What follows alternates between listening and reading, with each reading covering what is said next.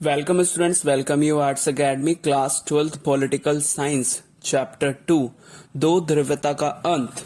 Topic Soviet संघ का विघटन क्यों हुआ। प्रीवियस क्लासेस में हमने सोवियत प्रणाली थी ये पढ़ा और इसके साथ साथ ये भी पढ़ा कि उसमें कौन कौन से बदलाव आए। इसके साथ साथ हमने गोर्बाचेव और सोवियत संघ का विघटन कैसे हुआ ये भी पढ़ा। आप प्रीवियस वीडियोस में देख सकते हैं कि कैसे कैसे हुआ था। लेकिन आज की क्लास में हम डिस्कस करेंगे कि सोवियत संघ का विघटन मतलब जो सोवियत संघ टूटा, 15 गणराज्यों में टूट गया था, उसके क्या कारण निकले, कि कौन कौन से ऐसे कारण थे जिसकी वजह से सोवियत संघ टूट गया। तो स्टार्ट करते हैं। सबसे पहला कारण जिसकी वजह से सोवियत संघ टूटा ये है कि सोवियत संघ की राजनीतिक आर्थिक संस्थाएं अंदरूनी कमजोरी के कारण लोगों की आकांक्षाओं को पूरा नहीं कर सकी। मतलब कि जो सोवियत संघ की राजनीतिक आर्थिक संस्थाएं थी, संस्थाएं मतलब इंस्टीट्यूशंस होते हैं, वो इंस्टीट्यूशंस वो संस्थाएं जो राजनीतिक चीजें देख रही हैं, इसके साथ साथ वो संस्थाएं जो आर्थिक रूप से काम कर रही हैं। तो ये दोनों ही तरह की जो भी संस्थाएं थी, इंस्टीट्यूशंस थे या सरकारी विभाग कह लीजिए, वो अंदरूनी रूप से इंटरनली काफी कमजोर हो चुके थे, आंतरिक रूप से काफी कमजोर हो चुके थे, और जिसकी वजह से जो लोगों की इच्छाएं थी, आकांक्षाएं थी, वो पूरी नहीं हो पा रही थी। तो ये सबसे पहला कारण बना जिसकी वजह से सोवियत संघ का विघटन हुआ। और वो क्या कारण था कि जो राजनीतिक आर्थिक संस्थाएं हैं वो अंदर से कमजोर हो चुकी थी और लोगों की इच्छाओं को वो पूरा नहीं कर पा रही थी। तो ये सबसे पहला कारण निकला। दूसरा क्या कारण निकला कि कई सालों तक अर्थव्यवस्था गतिरुद्ध मतलब होता है स्थिर, स्टेबल, ना बढ़ना। ये कारण रहा कि कई सालों तक अर्थव्यवस्था गतिरुद्ध रही।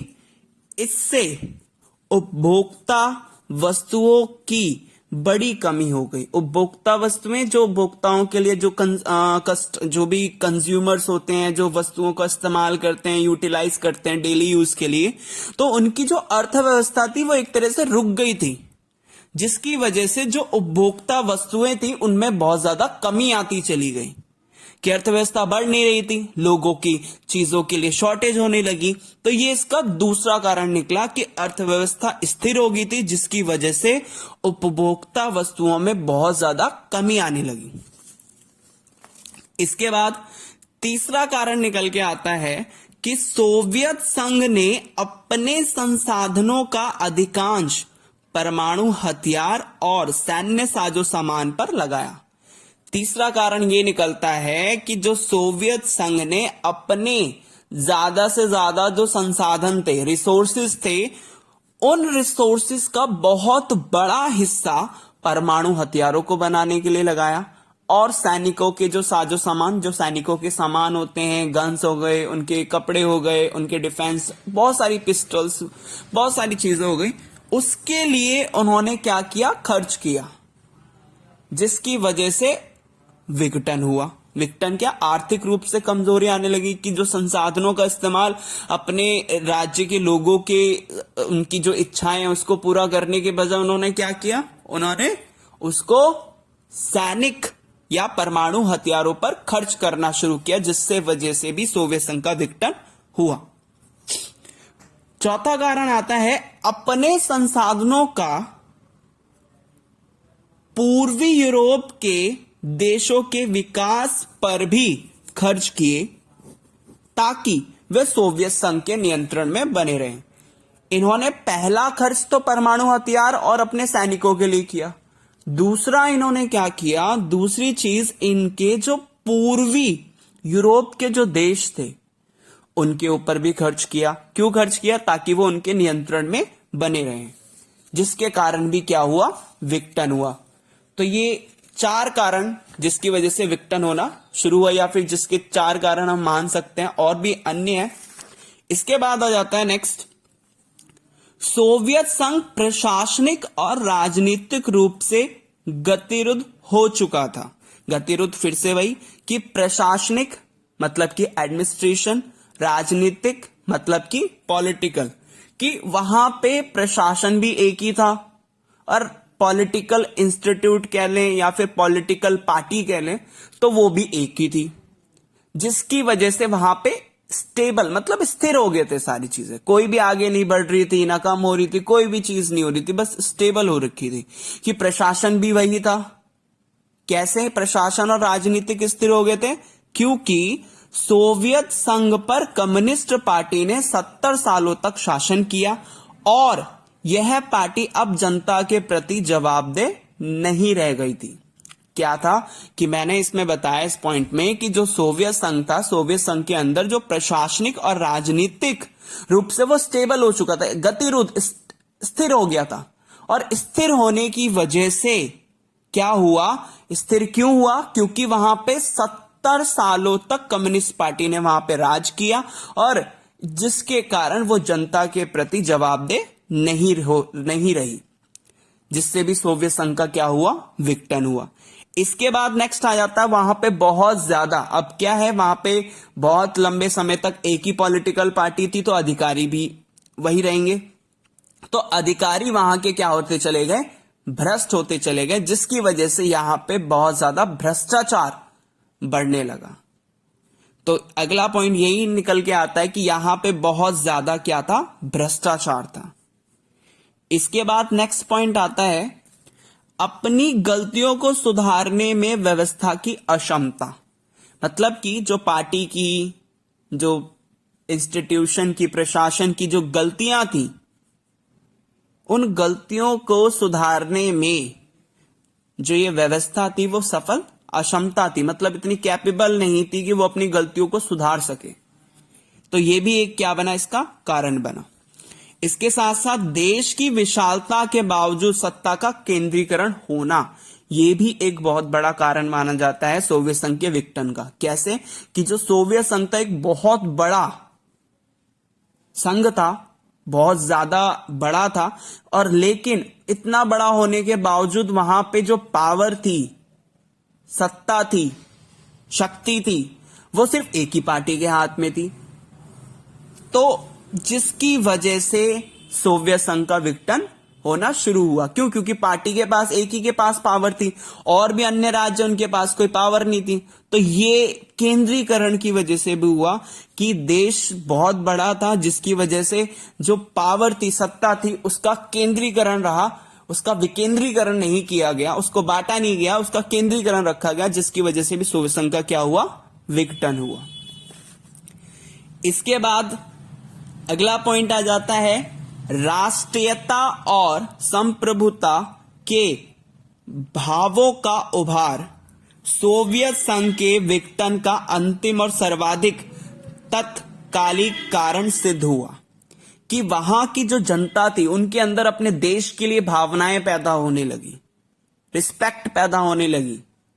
तो इन भावनाओं के कारण ही सोवियत संघ का विघटन हुआ।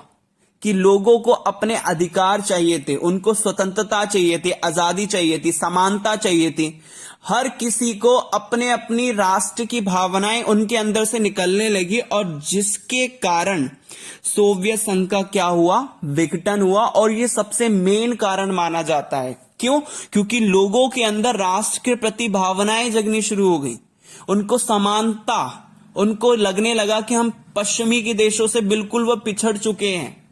जब उनको पता चला कि उनकी सरकार उनसे झूठ बोल रही है, उनसे सब चीजें छुपा रही है, तो उनको जब इस चीज का पता चला कि सरकार ने हमारे साथ ऐसा किया कि हम पश्चिमी देशों से आगे हैं, बहुत आगे, लेकिन जब उनको पता चला कि वो पश्चिमी देशों से बहुत ज्यादा पिछड़ चुके हैं, पीछे हो चुके हैं, तो उनकी भावनाओं को बहुत ज्यादा ठेस पहुंची, जिसकी वजह से उन्होंने क्या किया, सोवियत संघ का विघटन किया।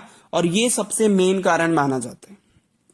इसके बाद नेक्स्ट पॉइंट आता है, कुछ लोग कहते हैं या कुछ अन्य लोग सोचते हैं, क्या सोचते हैं कि गोर्बाचेव के सुधारों ने, जो गोर्बाचेव ने जो सुधार किए, उन्होंने जो 2 नीतियां चलाई सुधार के लिए, खुलेपन की, इसके साथ पुनर्गठन की नीतियां जो चलाई, उन सुधारों ने या उन सुधारों ने राष्ट्रवादी या राष्ट्रवादियों के असंतोष को इस सीमा तक भड़काया कि उस पर शासकों का नियंत्रण नहीं रहा। कि कुछ लोगों का मानना यह है कि जैसे ही गोर्बाचेव ने सोवियत संघ के सुधार की बात की, तो सोवियत संघ के सुधारों में उन्होंने दो तरह की नीतियां चलाई थी मेन। एक तो पुनर्गठन की चलाई और इसके साथ साथ पुनर्रचना की चलाई। पुनर्गठन और इसके साथ साथ खुलापन, ये दो नीतियां चलाई थी उन्होंने। तो उन नीतियों की वजह से जो राष्ट्रवादी थी, जो राष्ट्रवादियों की, जो राष्ट्र देश के लिए काम करने वाले लोगों, राष्ट्रवादियों के लिए, जो राष्ट्रवादियों की जो उनकी इच्छाएं थी वो बहुत ज्यादा बढ़ गई थी। और उनकी इच्छाएं बढ़ने की वजह से उन्होंने क्या किया, जो शासक थे उन पे कंट्रोल नहीं कर पाए और उन्होंने क्या किया, सोवियत संघ में चुनाव करा दिए और चुनाव कराने के बाद सोवियत संघ की विघटन की घोषणा कर दी। तो ये कहने का कुछ लोगों का मतलब था कि गोर्बाचेव ने जैसे ही सुधार किए तो जो लोगों की आकांक्षाएं थी वो बहुत ज्यादा बढ़ गई थी और उन्होंने सोवियत संघ का विघटन कर दिया। तो ये हमने मेन कारण पढ़े जिसकी वजह से सोवियत संघ का क्या हुआ, विघटन हुआ। एक बार ब्रीफली रिकॉल कर लेते हैं। सबसे पहला कारण यह था कि जो राजनीतिक आर्थिक संस्थाएं थी वो अंदर से, अंदरूनी रूप से बहुत ज्यादा कमजोर हो चुकी थी, जिसकी वजह से उनकी आकांक्षाएं पूरी नहीं हो पा रही थी लोगों की। दूसरा कारण यह था कि अर्थव्यवस्था स्थिर हो चुकी थी और लोगों की उपभोक्ता वस्तुओं में बहुत ज्यादा कमी आने लगी। तीसरा कारण यह है कि ज्यादातर अपने संसाधनों का इस्तेमाल सोवियत संघ ने परमाणु हथियार और सैन्य साजो सामान, सैनिकों में, उनके सामानों में लगाया। इसके साथ साथ चौथा कारण यह निकला कि उन्होंने पूर्वी यूरोप के देशों को नियंत्रण करने के लिए भी उन पर भी खर्चा किया। इसके बाद अगला आ जाता है कि जो प्रशासनिक और राजनीतिक रूप से सोवियत संघ बहुत ज्यादा स्थिर हो चुका था। क्यों हो चुका था? क्योंकि उसमें 70 सालों तक सिर्फ और सिर्फ एक ही पार्टी का कब्जा था। इसके बाद भ्रष्टाचार काफी बढ़ गया था। इसके साथ साथ जो उन्होंने गलतियां की वो उनको सुधार नहीं कर पा रहे थे। जो उन्होंने कमियां थी, जो उनके अंदर कमियां निकल के आई, तो उन्होंने उस चीज के लिए कोई सुधार करने में वो उतने कैपेबल ही नहीं हो पाए। इसके साथ साथ जो राष्ट्रीय और संप्रभुता की भावनाएं लोगों के अंदर उभर रही थी और जिसकी वजह से सोवियत संघ का विघटन हुआ। इसके साथ लास्ट पॉइंट यह है कि कुछ लोग यह सोचते हैं कि गोर्बाचेव ने जो सुधार किए जिसकी वजह से लोगों ने क्या किया, सोवियत संघ का विघटन कर दिया। होप सो आपको समझ में आया होगा। Thank you.